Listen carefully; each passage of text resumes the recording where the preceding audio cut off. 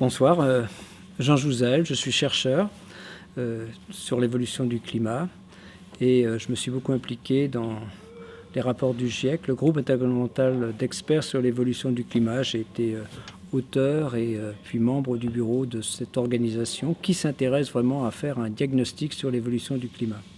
Donc à l'issue de la conférence de Paris, en fait, les Nations Unies, en fait, la Convention climat, a invité le GIEC à faire un rapport sur un climat qui se réchaufferait de 1,5 degré par rapport au pré-industriel, c'est-à-dire 1,5 degré par rapport à aujourd'hui. Donc ce dernier rapport du GIEC essaye de regarder, disons, ce que serait un climat avec un réchauffement climatique limité à 1,5 degré. Et en fait, la conclusion, c'est qu'un réchauffement d'1,5 degré et celui de 2 degrés, il n'y a que un demi-degré d'écart, mais c'est différent, en particulier au niveau des extrêmes climatiques qui deviendraient plus extrêmes à mesure que le réchauffement climatique progresse. En particulier, on va parler des sécheresses, des inondations, de l'intensité des cyclones, des vagues de chaleur. Et tout cela, évidemment, c'est ce qui rend pour nous le changement climatique perceptible. Ce sont plus ces extrêmes climatiques. Et puis, par exemple, les problèmes posés par la biodiversité. Là aussi, il y a certains seuils qui font que certaines espèces peuvent disparaître de régions et ne plus y revenir. Donc, et aussi l'autre point, évidemment, c'est la difficulté, sinon l'impossibilité de respecter cet objectif 1,5 degré. D'ailleurs, disons que cette température, ce réchauffement sera atteint dès 2050 et il faudra ensuite pratiquement être en mesure de revenir à 1,5 degré à la fin du siècle. Donc c'est extrêmement difficile et c'est ce que souligne ce rapport. Oui, nous avons rédigé un ouvrage avec Pierre Larotouroux un peu sur le lien entre, d'abord, il y a un double lien, il y a un lien entre le réchauffement climatique et les risques qu'il fait courir à notre économie et en fait au système financier. Donc et le second lien, c'est évidemment entre ce dont on parle aujourd'hui, les causes du réchauffement climatique, ses conséquences, mais aussi les solutions à mettre en œuvre. De façon très claire, nous connaissons les solutions qu'il faudrait mettre en place, c'est-à-dire diminuer les émissions de gaz à effet de serre, puisque ce sont ces gaz à effet de serre, le gaz carbonique, produit à chaque fois que nous brûlons du combustible fossile, pétrole, gaz, charbon, mais aussi quand nous brûlons du bois. Mais dans ce cas-là, évidemment, le gaz carbonique est repompé quand la végétation se reforme. Le méthane, le protoxyde d'azote, il y a une partie qui est liée aux pratiques agricoles. Donc tout cela est bien documenté, vraiment par secteur d'activité, par pays. Et pour diminuer les émissions de gaz à effet de serre, il faut, je dirais, en premier lieu agir sur les combustibles fossiles. Passer à une société sobre en carbone, parce que nous voyons bien que dans notre vie de tous les jours, quand ils sont dans le domaine de la mobilité, du transport, dans le domaine de l'urbanisme, des bâtiments et de l'urbanisme, eh bien, nous consommons beaucoup d'énergie et beaucoup d'énergie fossile. Et puis, donc là aussi, quand on s'alimente, évidemment, s'il y a du gâchis alimentaire, s'il y a du gaspillage alimentaire, s'il y a aussi, quand on consomme beaucoup de viande, eh bien, il y a aussi des émissions plus importantes. Donc, il faut faire attention à toutes ces émissions.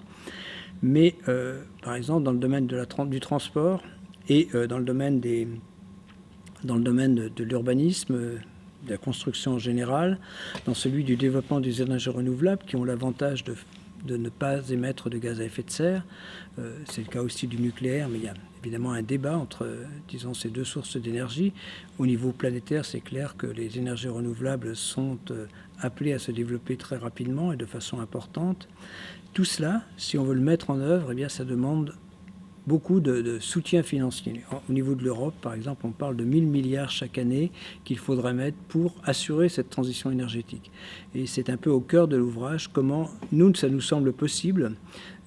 Disons, l'argent existe, il faut l'orienter vers cette lutte contre le réchauffement climatique, cette transition énergétique, plus généralement vers la transition écologique, c'est un peu plus large parce qu'il y a aussi les problèmes de biodiversité. Et c'est un peu cela que nous développons dans cet ouvrage. Comment faire et effectivement, de façon à ce que chacun d'entre nous, disons, puisse rapidement prendre en compte, disons, à titre individuel, mais dans nos activités, eh bien, cette lutte contre le réchauffement climatique. La planète peut-elle rester vivable ? Je l'espère, bien sûr.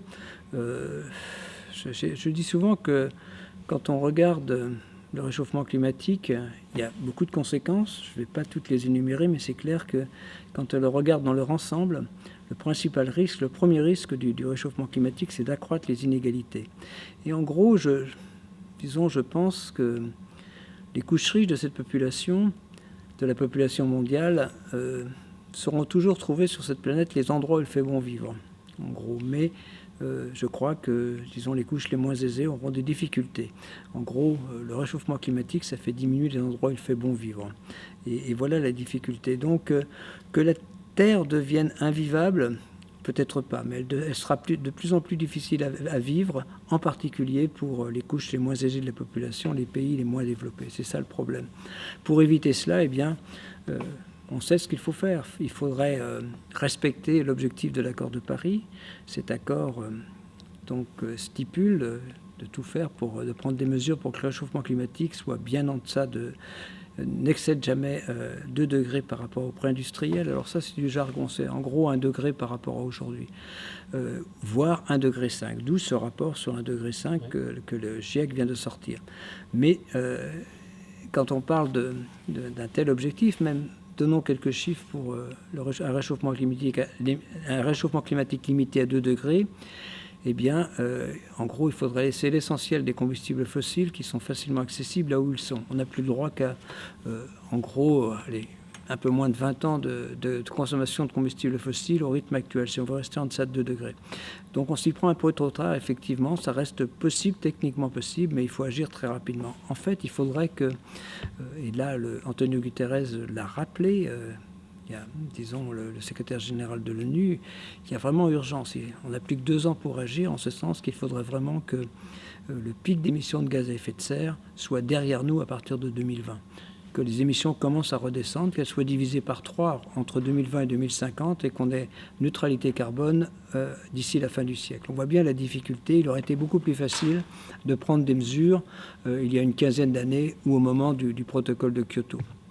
En fait, si on arrive à maîtriser le réchauffement climatique, c'est la seule façon de permettre un développement harmonieux de nos civilisations.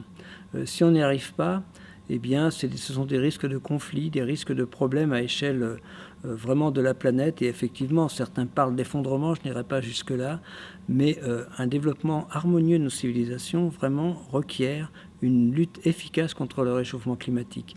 Bien sûr, il y a des endroits, par exemple, si on laisse aller la machine climatique, si on ne contrôle pas, si on ne maîtrise pas le réchauffement climatique, il y a des endroits comme aussi bien en Chine, on parle de 400 millions d'habitants, des régions dans lesquelles on ne pourrait pratiquement plus vivre parce que, disons, les températures seraient trop élevées et l'humidité, et on ne peut plus travailler dehors, on ne peut plus sortir dehors. Ça serait vrai aussi pour certaines parties du Moyen-Orient.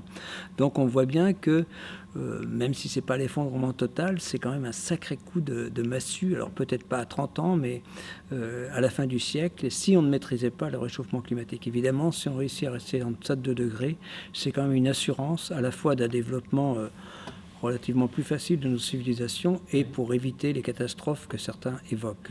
Disons, la démocratie n'est pas... disons, le système idéal pour lutter contre le réchauffement climatique, d'une certaine façon, que des pays comme la Chine, qui sont loin d'être démocrates, disons, on impose les choses, sans être dictatorial, c'est pas ce que je veux dire, mais disons, il y a des pays où on impose plus facilement, donc la démocratie, certains pensent que c'est peut-être pas le système idéal pour lutter contre le réchauffement climatique, d'autres pensent, Valérie Laramé-Tannenberg, par exemple, a écrit un livre, à l'inverse, que le réchauffement climatique mettait en péril la démocratie, justement parce qu'on avait des risques d'aller vers des sociétés qu'il était difficile, disons, dont le développement serait très difficile. Donc, je ne crois pas qu'on en soit là, franchement, mais on voit bien, et ça va bien au-delà du simple réchauffement climatique, on peut plus parler d'empreinte écologique, où clairement, chaque année, la date sur laquelle on a utilisé notre planète Terre avance, et c'est clair qu'on ne peut pas continuer comme ça, surtout évidemment dans un monde où les démographes nous disent que nous aurons 10 milliards d'habitants en 2050 et peut-être 11-12 milliards en 2100.